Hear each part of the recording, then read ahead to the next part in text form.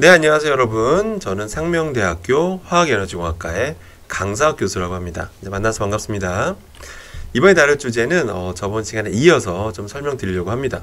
저번 시간에 노화를 지연시키는 법에 대해서 설명드렸었죠.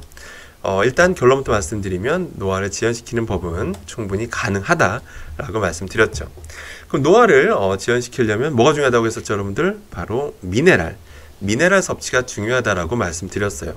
미네랄이 왜 중요하다고 했죠? 미네랄이 들어오면 우리 몸속에는 여러분 노화를 촉진시키는 활성산소, 그 활성산소의 어떤 활성을 없앨 수 있는 소중한 효소가 있다고 했었죠. SOD 효소. 그 효소의 핵심은 뭐라고 했죠? 바로 미네랄이라고 말씀드렸습니다. 미네랄이 여러분이 잘 공급이 돼야 여러분의 그 효소가, 특정 효소가 활성산소를 잘 없앨 수 있다라고 말씀드렸죠. 근데 지난 시간에 제가 또 뭘 강조했었죠? 그러니까 이론상은 여러분이 평소에 여러분들이 드시는 음식물로 가능합니다. 여러분이 먹는 음식에 수많은 미네랄이 다 포함되어 있어요. 근데 이론상은 맞는데 뭐가 문제라고 했었죠? 여러분의 몸 상태가 다 다르다는 거죠. 몸이 아주 이상적인 상태라고 가정하면 소화가 흡수가 아주 잘 돼요. 그래서 아주 적당히 잘 분해될 건 분해되고, 그래서 흡수될 건 흡수돼서 미네랄이 잘 들어오게 됩니다. 그러니까 걱정 안 하셔도 돼요. 근데 문제는 뭐죠? 몸 상태가 좀 안 좋으신 분들, 그러니까 이런 소화, 분해 이런 기능들이, 흡수 이런 기능들이 제대로 역할을 못하게 되면 미네랄 섭취는 제대로 안 된다라고 말씀드렸습니다. 그래서 중요한 건 뭐냐면 결국 물로 섭취하는 게 굉장히 중요해요. 이런 미네랄을 물로 섭취하시면 됩니다. 왜냐면 그 이유가 뭐냐면 물이라고 하는 건 뭐죠? 우리가 여러분이 물을 마시면 정말 순식간에 흡수가 돼서요, 혈액으로 다 퍼집니다. 정말 물 흡수는 정말 빨리 일어나요. 근데 그 물이 미네랄을 많이 섭취하고 있는 물이 흡수되느냐, 미네랄이 전혀 없는 물이 흡수되느냐는 당연히 우리 몸에 끼치는 영향은 다를 수밖에 없습니다. 당연한 거겠죠? 당연한 거예요. 그래서 이제 물 섭취가 중요해요. 미네랄이 풍부한 물을 마시면 됩니다. 자, 그런데 이제 문제가 뭐냐면 우리나라에 이제 특유의 문화가 있는데, 특유의 문화입니다. 제 생각에는 정수기 문화가 너무 발달했어요. 정말 제가 전 세계 모든 나라를 다 가본 건 아닌데 우리나라처럼 정말 곳곳에, 심지어 가정집엔 거의 다 있죠. 요새는 뭐 거의 다 렌탈해서 많이 쓰시죠. 그리고 공공장소, 학교나 회사를 가보면 정말 뭐 층마다 아주 정수기가 잘 설치되어 있죠. 물론 이제 편하죠. 정수기 설치해서 많이 편하긴 하고요. 아무튼 정수기가 정말 많이 발달한 나라라는 겁니다. 근데 재밌는 얘기 하나 해드리면, 전 세계 장수촌들, 정말 오래 사시는 장수촌들이 곳곳에 있잖아요, 세계적으로. 근데 그런 분들 보면, 그런 조사해 보면 정수기 물을 마실까요? 여러분들? 정수기 물을 마시지 않습니다, 여러분들. 물론 그 장수촌 내에서도 뭐 일부 가정집에는 정수기 쓰시는 분도 있을 수 있겠으나 기본적으로 정수기 물을 마시지 않습니다. 그냥 그 지역에 나는 물, 그냥 지하수를 기본적인 필터링만 해서 뭐 마신다든지 그냥 생수 그냥 드시는 거예요. 이해되시겠죠? 기본적으로 이렇게 정수기 물을 그렇게 막 선호하지 않습니다. 일부러 찾아 먹지 않는다는 뜻이겠죠. 자, 그러면 도대체 정수기가 왜 문제냐? 정수기에는 필터가 들어가죠. 필터가 들어가고 그 필터 이름이 뭐냐면 역삼투막이라는 게 들어갑니다. 역삼투막. 그 정수기에는 무조건 역삼투막이 있다고 보시면 돼요. 근데 얘가 성능이 얼마나 좋냐면, 여러분 바닷물 있죠? 바닷물을 이 역삼투막에 흘리면 그냥 물만 나와요. 그냥 물만 나옵니다. 바닷물에 수많은 것들이 많잖아요. 그 안에 섞여 있는 게 수많은 게 많은데 그걸 다 제거합니다. 제거하고 순수한 H2O, 물만 나와요. 근데 문제는 정말 물만 나온다는 겁니다. 정말 여러분 뭐 수돗물 여기 딱 흘려도 그냥 물만 나와요, 물만. 그 안에 들어있는 미네랄들은 다 제거가 되는 겁니다. 그럼 그럴 수밖에 없는 게, 이 역삼투막을 설치할 수밖에 없는 게 이유가 있어요. 여러분 정수기가 여러분 가정집에서 부피가 정말 크면 되겠어요, 여러분들? 크면 안 되겠죠. 뭐 이게 한 평을 막 차지해. 그러면 정수기로 사람들이 아마 아무도 안 살 겁니다. 되게 작은 공간을 차지하고 있죠. 그러니까 어쩔 수 없이 고성능의 필터를 쓸 수밖에 없습니다. 당연한 거겠죠. 그럼 고성능의 필터 뭐예요? 바로 역삼투막을 쓸 수밖에 없어요. 이걸 설치하면 좁은 공간에서도 역삼투막만 설치하면 아주 깨끗한 물을 얻을 수가 있으니까요. 그래서 정수기 회사에서 막 광고하죠. 정수기가 정말 이 성능이 좋아서 깨끗한 물이 나온다. 그러니까 그건 과장된 광고는 아니에요. 왜냐하면 정말 깨끗한 물이 나오는 건 맞으니까요. 다만 미네랄이 제거되는 것 뿐입니다. 아시겠죠? 예. 자, 그럼 이제 여러분들이 이런 생각 하실 거예요. 아, 그래서 수돗물에 한 예시는 마리수죠. 아, 수돗물을 마시면 되는구나 라고 생각하실 텐데, 일단 여러분들이 다른 나라 가보시면 아시겠습니다만, 뭐 유럽만 해도 상당수 나라들이 수돗물 그냥 마시는 데 많습니다. 수돗물 그냥 마시는 데도 많아요. 근데 뭐 너무 석회질이 많은 데들은 이제 그렇진 않지만, 수돗물 마시는 데도 굉장히 많습니다. 근데 수돗물 저도 이제 가끔 이제 권하긴 하는데, 이제 그럼 권하다 보면 대부분 좀 인상을 좀 쓰세요. 인상을 쓰시는 게. 첫 번째 이유는 냄새 때문에 그랬어요. 냄새. 냄새 난다. 수돗물에서. 냄새 납니다. 그게 이제 염소 성분 때문에 그런 건데요. 근데 그거는 이렇게 좀 딱 이렇게 담아놓은 다음에 좀 놔두면 한 몇 시간 지나면 다 날아가요. 그 냄새는. 그래서 냄새는 아무튼 그렇고요. 근데 가장 큰 문제는 이거죠. 여러분들이 걱정하시는 이유는 바로 이 녹물 때문이죠. 녹물. 처음 틀면 미세하게나마 이 녹물이 나오는 거가 있죠. 그래서 이제 미네랄 마시겠다고 수돗물 먹자니 이 녹물이 걱정되는 거죠.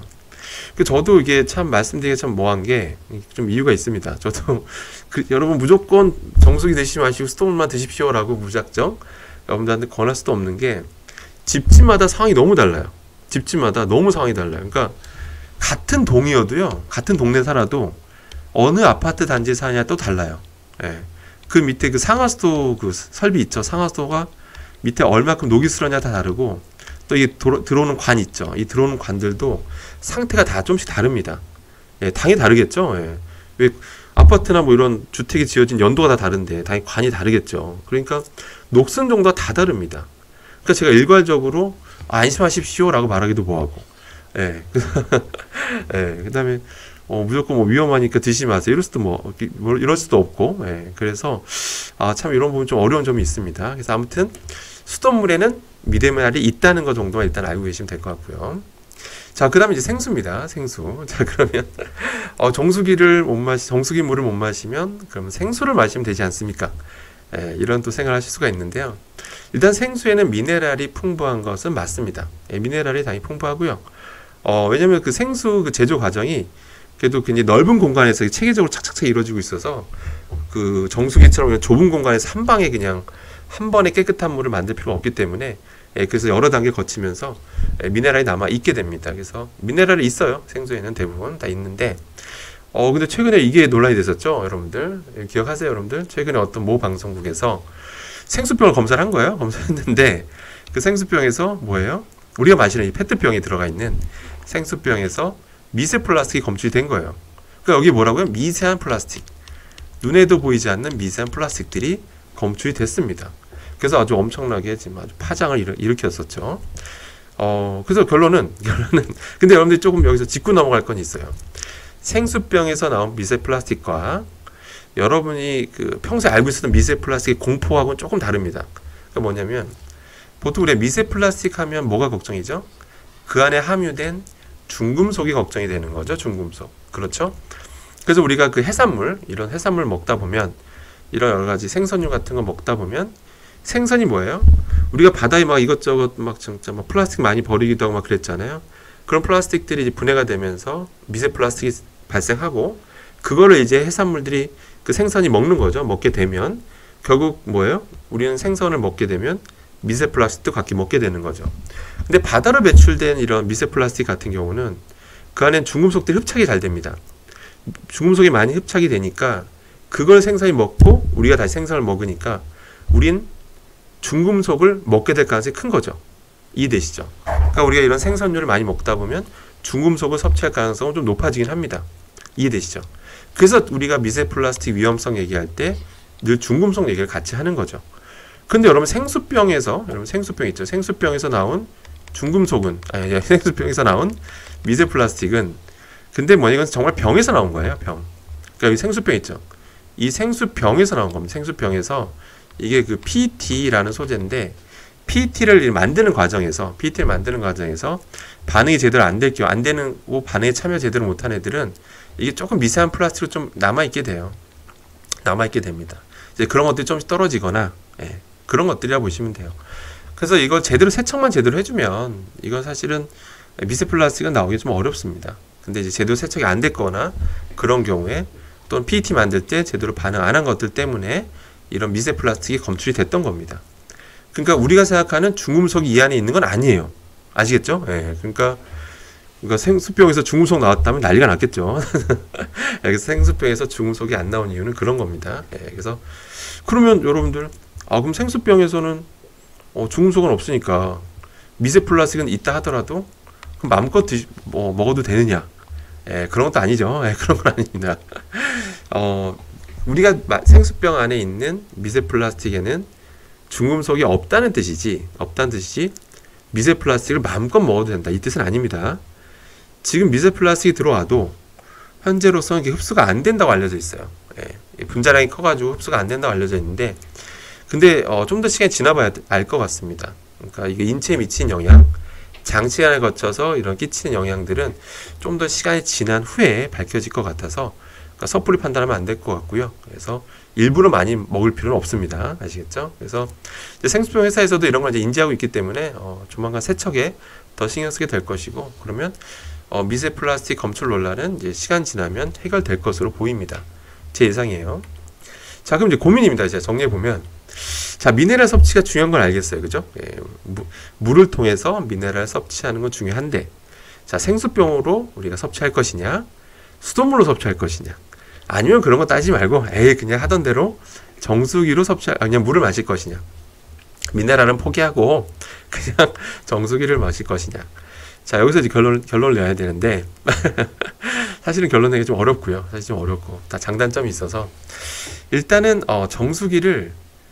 이 정수기를 완전히 100% 피한다는 거는 대한민국에서 좀 불가능하다라고 봅니다. 그럴 것 같지 않아요, 여러분들? 정수기를 피해서 산다는 거는 여러분들이 뭐 학생 식당을 가든 구내 식당을 가든 어느 식당을 가든 다 정수기 물 받아서 주잖아요. 근데 그것만 본인이 피해서 마신다는 거는 참 정말 어렵죠. 이해되시겠죠? 근데 하지만 여러분들 이 방송 통해서 정수기 물이 완벽하지 않다는 것만 인지하시고 상대적 이 비중을 좀씩 줄여나가시고 100% 줄일 수는 없다면 좀 줄이시고 상대적 이런 비율들을 좀 높이시는 것도 한 방법이라 볼 수 있을 겁니다. 이해되시겠죠? 그리고 근데 물론 이런 생수병 같은 경우는 또 결국 이런 PET 같은 플라스틱을 많이 사용하게 되니까 환경 측면에서 그죠? 당연히 안 좋겠죠? 그래서 결국 이런 수돗물 정부가 원하는 대로 수돗물 비율을 조금씩 높이시는 게 좋긴 하고요. 일단 여러분 이거는 걱정하셔도 됩니다. 수돗물을 이제 마시려고 여러분들이 이제 각오를 하셨는데 일단 냄새 나니까 이제 끓이시려고 해요. 이제 끓인다. 이제 끓이면 혹시 미네랄이 날아가는 거 아니냐 이런 질문을 많이 하시는데요. 끓이게 되면 일부는 좀 날아가긴 해요. 그러니까 물이 날아가면서 물에 감싸져 있던 것들이 좀 날아가는 경우가 있긴 있습니다. 있긴 있는데 그래도 뭐 다 날아가고 다 제거되고 그런 건 아닙니다. 여전히 많은 양의 미네랄이 남아 있기 때문에 뭐 보통 보리차 끓여 드신다든지 이런 것도 하나의 방법이 될 수 있어요. 그러면 미네랄도 충분히 평소에 수시로 우리가 물을 통해서 공급받을 수 있다라고 보시면 되겠습니다. 자, 결론입니다. 노화를 막기 위해서는 미네랄 섭취가 중요한데 음식을 먹는 건 좀 한계가 있기 때문에 미네랄 풍부한 물을 마시자. 이게 결론입니다. 아시겠죠? 그래서 제가 딱 막연히 그냥 수돗물 마시자 또는 생수를 마시자 이렇게 결론 안 내린 이유는 아까 좀 전에 말씀드렸습니다. 그러니까 여러분들이 미네랄 풍부한 물을 마실 수 있는 방법을 스스로 찾으셔야 됩니다. 알겠죠? 방법은 여러분 수돗물을 활용하시든 생수를 활용하시든 정수기물은 서서히 비중을 낮춰가시는 게 좋겠습니다. 자, 그럼 다음 주제는 뭐냐면 자, 그럼 여러분들 이런 생각을 또 하실 수 있어요. 뭐냐면 아니 그냥 정수기물 마시고 정수기물을 그냥 마시고 정수기가 그래도 깨끗하지 않습니까? 그래서 정수기물을 마시고 부족한 미네랄은 영양제로 보충하면 되지 않습니까? 이런 질문도 정말 제가 많이 받는데요. 그래서 그 영양제 어떤 그 섭취하는 것에 대한 어떤 문제점 이런 것들은 다음 시간에 다루도록 하겠습니다. 이번 주제는 여기까지 하도록 하겠습니다. 이상입니다.